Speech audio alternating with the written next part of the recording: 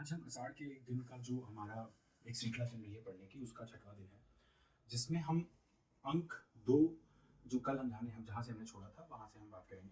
जैसा कि कल जो छोड़ा था वहाँ पे थे कि रंगिनी और संगिनी अ, मल्लिका के घर से जा चुके थे और उसी के आगे हम आज शुरुआत करते हैं। रंगिनी संगिनी के जाने के बाद मल्लिका बोलती है, आज वर्षों के बाद तुम लौट कर आए हो। सोचती थी तुम आओगे तो उसी तरह मेघ घिरे होंगे, वैसे ही अंधेरा सा दिन होगा, वैसे ही एक बार वर्षा में भीगूंगी, तुमसे कहूंगी कि देखो मैंने तुम्हारी सब रचनाएं पढ़ी है। कुछ पृष्ठ हाथ में ले लेती है। उज्जैनी की ओर जाने वाले व्यवसायियों से कितना कह कहकर तुम्हारी रचनाएं मंगवाई है। सोचती थी तुम्हें मेघदूत की पंक्तियां गाकर सुनाऊंगी, पर्वत शिखर से घंटा ध्वनियां गूंज उठेंगी और मैं अपनी यह भेंट तुम्हारे हाथ में रख दूंगी। मोढ़े पर रखा ग्रंथ उठा लेती है। कहूंगी कि देखो ये तुम्हारी नई रचना के लिए है, ये कोरे पृष्ठ मैंने अपने हाथों से बनाकर सिए हैं। इन पर तुम जब भी लिखोगे उसमें मुझे अनुभव होगा कि मैं भी कहीं हूं, मेरा भी कुछ है। निश्वास छोड़कर ग्रंथ रख देती है। परंतु आज तुम आए हो तो सारा वातावरण ही और है, और नहीं सोच पा रही कि तुम भी वही हो या नहीं। कोई किवाड़ खटखटाता है। वह अपने को झटक कर उठ खड़ी होती है और जाकर किवाड़ खोल देती है। ड्योढ़ी में अनुस्वार और अनुनासिक साथ साथ खड़े दिखाई देते हैं। मल्लिका उन्हें देखकर असमंजस में पड़ जाती है। अनुस्वार बोलता है, मुझे विश्वास है इस समय देवी मल्लिका के सामने खड़ा हूं। मल्लिका बोलती है, कहिए। अनुस्वार बोलता है, देव मातृगुप्त के अनुचरों का अभिवादन स्वीकार कीजिए। दोनों झुककर अभिवादन करते हैं। मल्लिका भौचक्की सी उन्हें देखती रहती है। मल्लिका बोलती है, देव मातृगुप्त कौन है? अनुस्वार बोलता है, ऋतु संहार, कुमार संभव, मेघदूत एवं रघुवंश के प्रणेता, कविंद्र, राजनीति निष्णात, आचार्य तथा कश्मीर के भावी शासक, देव मातृगुप्त की राजमहिषी, गुप्त वंश दुहिता, परम विदुषी देवी प्रियंगु मंजरी आपके साक्षात्कार के लिए उत्सुक है और शीघ्र ही यहाँ आना चाहती है। हम उनके अनुचर आपको इसकी पूर्व सूचना देने के लिए उपस्थित है। मल्लिका बोलती है, ऋतु संहार और मेघदूत आदि के प्रणेता तो कालिदास हैं और आप कह रहे हैं कि। अनुस्वार बोलता है, वे गुप्त राज्य की ओर से कश्मीर का शासन संभालने जा रहे हैं। मातृगुप्त उन्हीं का नया नाम है। मल्लिका बोलती है, वे कश्मीर का शासन संभालने जा रहे हैं और उनकी राजमही से मुझसे मिलने के लिए आ रही हैं। अनुस्वार बोलता है, मुझे विश्वास है कि इस गौरवपूर्ण अवसर पर आप अपने उपवेश गृह के वस्तु विन्यास में कुछ परिवर्तन आवश्यक समझेंगे। इसे आपका आदेश समझते हुए हमें यह कार्य अभी अपने हाथों में संपन्न किए देते हैं। आओ अन्नाशिक दोनों प्रकोष्ठों में आकर निरीक्षण करने की दृष्टि से सब वस्तुओं को देखने लगते हैं। मल्लिका एक ओर हट जाती है। अनुनासिक आसन के पास चला जाता है। अनुनासिक बोलता है, मैं समझता हूं यह आसन द्वार के निकट होना चाहिए। अनुस्वार बोलता है, देवी द्वार से प्रवेश करेंगी और आसन द्वारा द्वार के निकट होगा? प्रश्नवाचक। अनुनासिक बोलता है, उस स्थिति में इसे इसकी वर्तमान स्थिति से 7 अंगुल दक्षिण की ओर हटा देना चाहिए। अनुस्वार बोलता है, दक्षिण की ओर? प्रश्नवाचक।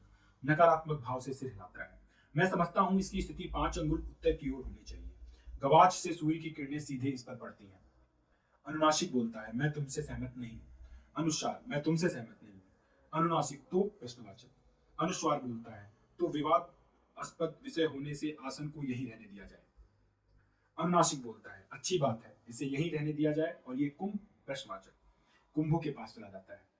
अनुस्वार बोलता है, मैं समझता हूं एक कुंभ इस कोने में और दूसरा उस कोने में होना चाहिए। अनुनासिक बोलता है, पर मैं समझता हूं कि कुंभ को यहां होना ही नहीं चाहिए। अनुस्वार बोलता है, क्यों? अनुनासिक बोलता है, क्यों का कोई उत्तर नहीं है। अनुस्वार बोलता है, मैं तुमसे सहमत नहीं हूं। अनुनासिक बोलता है, मैं तुमसे सहमत नहीं। अनुस्वार बोलता है, तो? प्रश्नवाचक। अनुनासिक बोलता है, तो कुंभों को यही रहने दिया जाए। दोनों उधर जाते हैं जिधर रस्सी पर वस्त्र सूखने के लिए फैलाए गए हैं। मल्लिका आसन के पास जाकर बिखरे पन्नों को समेटती है और उन्हें मोड़ पर रखकर चुपचाप अंदर चली जाती है। अनुस्वार गीले वस्त्रों को छूता है। अनुस्वार, ये वस्त्र? प्रश्नवाचक। अनुनासिक, वस्त्र भी गीले हैं, इसलिए इन्हें नहीं हटाना चाहिए। अनुस्वार, क्यों? अनुनासिक बोलता है, शास्त्रीय प्रमाण ऐसा है। अनुस्वार बोलता है, कौन सा प्रमाण है? अनुनासिक बोलता है, यह तो मुझे याद नहीं। अनुस्वार, यह याद है कि ऐसा प्रमाण है? प्रश्नवाचक। अनुनासिक, हाँ यह याद है। अनुस्वार बोलता है, तो? अनुनासिक बोलता है, तो संदिग्ध विषय है। अनुस्वार बोलता है, हाँ तब तो अवश्य संदिग्ध विषय है। अनुनासिक बोलता है, संदिग्ध विषय होने से वस्त्रों को यही रहने दिया जाए। अनुस्वार बोलता है, अच्छी बात है, वस्त्रों को भी रहने दिया जाए। अनुनासिक बोलता है, परंतु यह चूल्हा अवश्य यहाँ से हटा देना चाहिए। अनुस्वार बोलता है, चूल्हा हटाने का अर्थ होगा आसपास की सब वस्तुओं को हटाया जाए। इसके लिए बहुत समय चाहिए। अनुनासिक बोलता है समय के अतिरिक्त बहुत धैर्य चाहिए। अनुस्वार बोलता है धैर्य के अतिरिक्त बहुत परिश्रम चाहिए।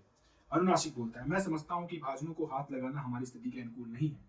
अनुस्वार बोलता है मैं भी यही समझता हूँ। अनुनासिक बोलता है तो इस बात में दोनों सहमत हैं कि चूल्हे को ना हटाया जाए।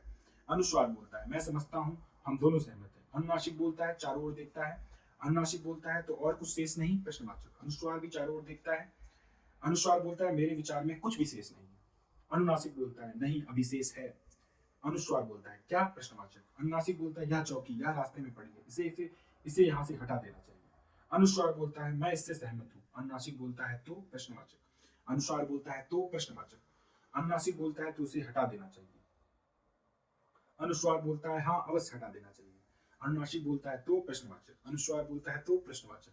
अनुनासिक हटा दो। अनुस्वार मैं, प्रश्नवाचक। अनुनासिक बोलता है हाँ। अनुस्वार बोलता है तुम नहीं, प्रश्नवाचक। अनुनासिक बोलता है नहीं। अनुस्वार बोलता है क्यों। अनुनासिक बोलता है क्यों का कोई उत्तर नहीं। अनुस्वार बोलता है फिर भी। अनुनासिक बोलता है पहले मैंने तुमसे कहा है। अनुस्वार परंतु चौकी देखी पहले तुमने। अनुनासिक बोलता है तो, प्रश्नवाचक। अनुस्वार बोलता है तो। अनुनासिक हटा दो। अनुस्वार तुम हटा दो। अनुनासिक बोलता है तो रहने दो। अनुस्वार बोलता है रहने दो। अनुनासिक बोलता है अब। अनुस्वार बोलता है हाँ अब। अनुनासिक बोलता है चारों ओर एक दृष्टि और डाल लेते हैं। अनुस्वार बोलता है हाँ चारों ओर एक दृष्टि और डाल लेते हैं। मातुल उत्तेजित था, बाहर से आता है। मातुल बोलता है अधिकारी वर्ग आपका कार्य पूरा हो गया है। अनुनासिक बोलता है क्यों अनुस्वार। अनुस्वार बोलता है हाँ पूरा हो गया है। हो गया ना, क्यों अनुनासिक। अनुनासिक बोलता है हाँ हो गया, केवल एक दृष्टि डालना शेष है। अनुस्वार बोलता है हाँ केवल एक दृष्टि डालना शेष है। मातुल बोलता है तो वह दृष्टि अब रहने दीजिए, देवी प्रियंग मंजूरी बाहर पहुंच गई है। अनुनासिक बोलता है देवी बाहर पहुंच गई है तो चलो अनुस्वार। अनुस्वार बोलता है चलो। दोनों साथ साथ बाहर चले जाते हैं। मातुल भी पीछे पीछे चला जाता है और कुछ क्षण बाद प्रियंग मंजरी का मार्ग दिखाता है, वापस आता है। मातुल बोलता है वह इस सारे प्रदेश में सबसे सुशील, सबसे विनीत और सबसे भूरी लड़की है। मल्लिका अंदर से आती है। आओ आओ मल्लिका, मैं देवी से तुम्हारी ही प्रशंसा कर रहा था। चाटुकारिता की हंसी हंसता है। देवी जब से आई है तुम्हारे ही संबंध में पूछ रही है, तो यही है हमारी मल्लिका, इस प्रदेश की राज हंसनी। मल्लिका, देवी के लिए कौन सा आसन निश्चित किया है। मल्लिका प्रियंग मंजरी का अभिवादन करती है। प्रियंग मंजरी मुस्कुराकर अभिवादन को स्वीकृत कर देती है। प्रियंगु, आर्य मातुल, अब आप जाकर विश्राम करें। अनुचर मेरे लौटने तक बाहर प्रतीक्षा करेंगे। मातुल बोलता है परंतु आपके लिए आसन। प्रियंगु बोलती है उसकी चिंता ना करें, मुझे असुविधा नहीं होगी। मातुल बोलता है असुविधा तो होगी, आप असुविधा को असुविधा न माने यह दूसरी बात है। और वास्तव में कुलीनता कहते हैं इसी को। बड़े कुल की विशेषता ही यही होती है कि प्रियंगु बोलती है आप विश्राम करें, मैंने पहले ही आपको बहुत थकाया है। मातुल बोलता है मुझे थकाया है आपने। फिर चाटुकारिता की हंसी हंसता है। आपके कारण मैं थकूंगा, मुझे आप दिन भर पर्वत शिखर से खाई में और खाई से पर्वत शिखर पर जाने को कहती रहें तो भी मैं नहीं थकूंगा। मातुल का शरीर लोहे का बना है। लोहे का आत्मा श्लाघ नहीं करता, परंतु हमारे वंश में केवल प्रतिभा ही नहीं शारीरिक शक्ति भी बहुत है। मैं पशुओं के पीछे दिन में 10-10 योजन घूमा हूँ। मैं कहता हूँ संसार में सबसे कठिन काम कोई है तो पशुपालन। एक भी पशु मार्ग से भटक जाए तो। प्रियंगु बोलती देखिए आज भी आपके पशु भटक रहे होंगे, जाकर एक बार उन्हें देख लीजिए। मातुल बोलता है अब मैं पशु को देखता हूँ। प्रश्नवाचक। गुप्त वंश के साथ संबंध और पशुओं की देखरेख मैंने तो अपने सब पशु वर्षों पहले ही बेच दिए, और सच कहूं तो उससे भी मुझे लाभ ही रहा, क्योंकि प्रियंगु की दृष्टि मल्लिका से मिल जाती है। वह बढ़कर मल्लिका को हाथों में अपना हाथ ले लेती है। प्रियंगु बोलती है सचमुच वैसी ही है जैसे मैंने कल्पना की थी। मल्लिका कुछ अव्यवस्थित होकर उसे देखती रहती है। मातुल बोलती है क्योंकि मातुल बोलता है क्योंकि अच्छा तो मुझे अनुमति दीजिए।